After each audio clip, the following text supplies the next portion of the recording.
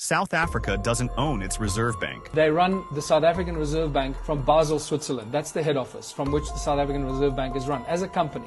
Yes, you heard that right. The institution that creates money and controls inflation is in the hands of private shareholders, some of whom are not even South African. Let's break it down. The South African Reserve Bank is not a government entity. It operates independently, and more importantly, it's privately owned. Over 800 shareholders, many of whom remain shrouded in secrecy, hold stakes in this critical institution. A small percentage of these shareholders are foreign. Yes, foreign. And they earn dividends from the very system that determines the value of our money. Here's the kicker. While the Reserve Bank's decisions directly impact the economy and our lives, the South African government does not fully control it. It's an institution designed to regulate monetary policy, but its private ownership raises serious questions about accountability and sovereignty. Let's break it down further. And the Reserve Bank, actually, talk Yes. a bit more about closing down the Yes. Reserve Bank. How will that actually work? That's very important. Thanks, everyone, for bringing me back to this, because I can go on a tangent.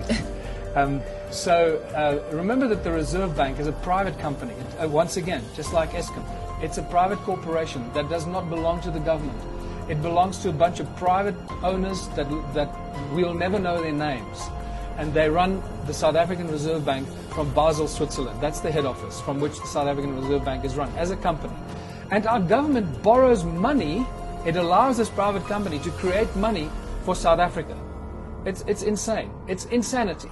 It's like saying Edgar's or Anglo-Americans should now suddenly take over and have the exclusive right to create money for our people, for our country. So the government is the intermediary that then treats the South African population as the slaves that have to borrow money from the central bank and through all their private banks, the Standard Bank, Nedbank, Absa, all these banks, private corporations. Their main objective is to create profit, not to help the people or to help the country. So, once you know this, you realize that the Reserve Bank is the highest authority in the country. They control the government. Mm-hmm. The government does not control the Reserve Bank. This is a huge shift that people need to make in their minds. The moment you replace the Reserve Bank with a People's Bank, that's not the solution, but it's the first very important step to take the lid off the pressure cooker and to release the stress and the anxiety and the misery from millions of South Africans. Mm-hmm. The People's Bank, we can create our own money. Thank you very much, Reserve Bank. Shut you down, go back to Switzerland. We can create our own money as the people of South Africa. And be happy and be free from all these borrowing and loans and giving back with interest rates as well. This is the key thing. If we have a People's Bank and we issue our own money, there's no inflation, no taxes, no fees, no levies, nothing.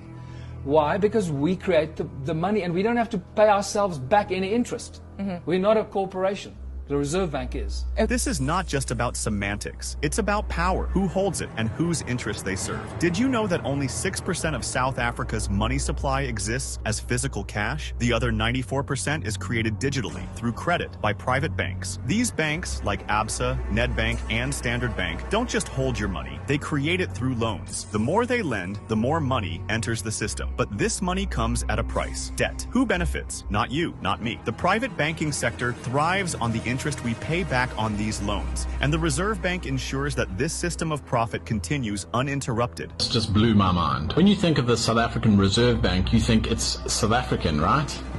Nope. The South African Reserve Bank is actually privately owned. It is managed by 14 directors, 7 of whom are appointed by the President of South Africa. If you don't understand the significance of this, money talks, and they are pretty much the highest you go when it comes to money in South Africa. Apparently, most of the shareholders are not South African. The South African Reserve Bank has just over 800 shareholders. I couldn't find information on the breakdown of the shareholding, so if anyone has this, please let me know.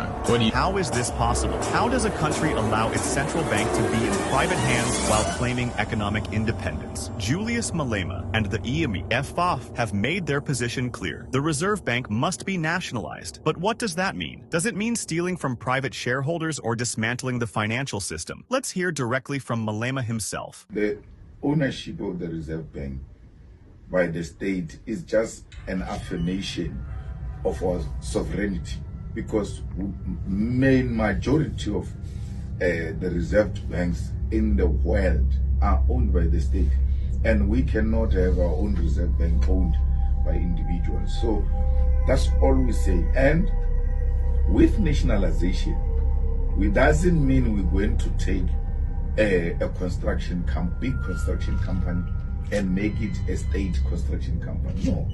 Nationalization, we mean establishment of a state housing construction company, state road construction company, and there could be a private-owned construction companies, but the state must have its own internal capacity to do its own things. And that's what we say. When we say we're going to nationalize the mines, it doesn't mean we're going to take Anglo-American mine.